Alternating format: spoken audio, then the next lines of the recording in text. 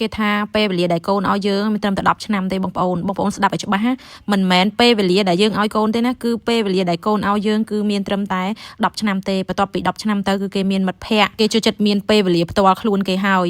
ពេលដែល18 20អីចឹងទៅគេមានសង្សារគេឃុំខ្លួនគេតែក្នុងបន្ទប់គេមានមិត្តភ័ក្តិគេដើរលេងទៅជាមួយមិត្តភ័ក្តិគេពេលវេលាដែលកូនឲ្យយើងគឺកាន់តែខោចទៅតែម្ដងបើយើងអត់ចេះក្តាប់ឱកាសពេលវេលាដែលយើងនៅក្បែរគាត់តែងតែហៅរកយើងរាល់ពេលហ្នឹងណាចូលម៉ាក់ប៉ាកុំខឹងកូនកុំធុញកូននៅពេលដែលកូនហៅរកព្រោះអាយុកូនតិចគឺពេលដែលគាត់ឲ្យឱកាសយើងហើយគឺពេលដែលគាត់គិតថាមានតែយើងទេសំខាន់ជាងគេក្នុងជីវិតគាត់អញ្ចឹងពេលនោះហើយដែលយើងមានឱកាសបានស្និទ្ធស្នាលបានបញ្ចេញអារម្មណ៍ដែលយើងស្រឡាញ់គាត់ពេញលេញតែម្ដងបងប្អូននេះគឺខ្ញុំឮគេនិយាយដែរទេពេលដែលខ្ញុំឮគេនិយាយហើយគឺខ្ញុំភ្ញាក់ខ្លួនតែម្ដងបងប្អូនរាល់ដងគឺខ្ញុំគិតតែពីការងារទេអត់សូវខ្វល់ពីគាត់ទេពេលឮគេនិយាយហើយបងប្អូនអើយចង់ទឹកភ្នែកតែម្ដងគេនិយាយពិតជាត្រឹមត្រូវមែនតើពេលវេលាដែលពួកគាត់នៅតូចៗនឹងហើយដែលពេលវេលាដែលគាត់ឲ្យយើងថ្នាក់ថ្នមគាត់នៅក្បែរខ្លួនគាត់ផ្ដល់ភាពកក់ក្ដៅឲ្យគាត់តែតិចទៀតបងប្អូនគេគ្មានពេលវេលាឲ្យយើងទៀតទេ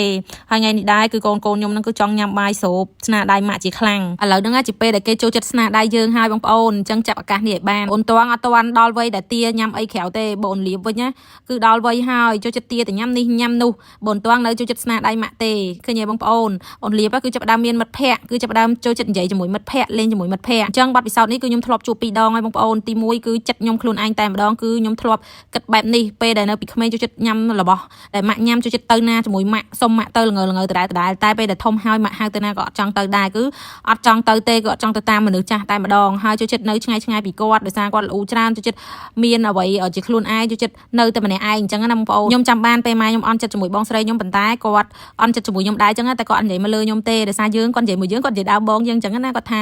រាល់ថ្ងៃហ្នឹងគឺគាត់មានណាគេមកបាយផ្ទះទេពេលដែលគាត់ធ្វើម្ហូបឆ្អិនហើយអស់ណាគឺគាត់ហូបតែម្នាក់ឯងគាត់ថាកុំឲ្យខ្ញុំធ្វើការរកស៊ីដល់យប់ពេករាល់ថ្ងៃហ្នឹងគាត់អត់ឃើញខ្ញុំសល់អីទេទុកពេលវេលាឲ្យគាត់ខ្លះផងអញ្ចឹងខ្ញុំគិតថាអារម្មណ៍របស់គាត់នៅថ្ងៃណាមួយគឺនឹងធ្លាក់មកលើខ្ញុំហើយអញ្ចឹងនៅពេលនេះគឺខ្ញុំសប្បាយចិត្តបំផុតគឺនៅក្បែរកូនហើយខ្ញុំចង់បញ្ជាក់ប្រាប់គាត់ថាខ្ញុំចង់នៅក្បែរគាត់មកជីវិតកុំឲ្យគាត់ធុញខ្ញុំកុំឲ្យគាត់នៅឆ្ងាយពីខ្ញុំអ្វីដែលគាត់ចូលចិត្តអ្វីដែលគាត់ចង់ញ៉ាំខ្ញុំតែងតែភ្លក់ខ្ញុំតែងតែចង់ស្វែងយល់ថាគាត់ចង់ញ៉ាំចង់បានគឺដោយសារតែអ្វីអញ្ចឹងណាបងប្អូនកាលមុនអត់ទេបងប្អូនដឹងតែជំទាស់ everyday តែម្ដងហើយពួកគាត់ទាំង3នាក់ហ្នឹងតែម្ដងចូលចិត្តញ៉ាំចំហុយស្វិតព្រូតាទីមែនតើបងប្អូនចំហុយស្វិតព្រូតាទីរសជាតិផ្លែឈើសំខាន់ណាស់ជាផលិតផលរបស់ខ្មែរយើងតែម្ដងបងប្អូនចំហុយស្វិតព្រូតាទីហ្នឹងបងប្អូនអើយខ្ញុំឲ្យ rate 100 លើ 10 ហ្មងរឿងរសជាតិឆ្ងាញ់មែនតើបងប្អូនឃើញអត់កូនខ្មែរយើងមិនធម្មតាណាផលិតចំហុយស្វិតបានរសជាតិឆ្ងាញ់ហ្មងខ្ញុំនិយាយមែនសំខាន់ណាស់ស្តង់ដារអនាម័យគឺខ្ពស់តែម្ដងចំហុយស្វិតព្រូតាទីមិនមែនទឹកចេញទេបងប្អូនគឺមានយូរហើយងាយស្រួលរកទិញទេតាមចាប់ព្រួយណាក៏មានដែរសំខាន់រសជាតិផ្លែឈើប៉ិតហ្មងតបែកគឺញ៉ាំមកដូចយើងញ៉ាំតបែកចឹងណាបងប្អូនហើយវាមានរសជាតិច្រើនមុខមែនតើមានរសជាតិគូលែន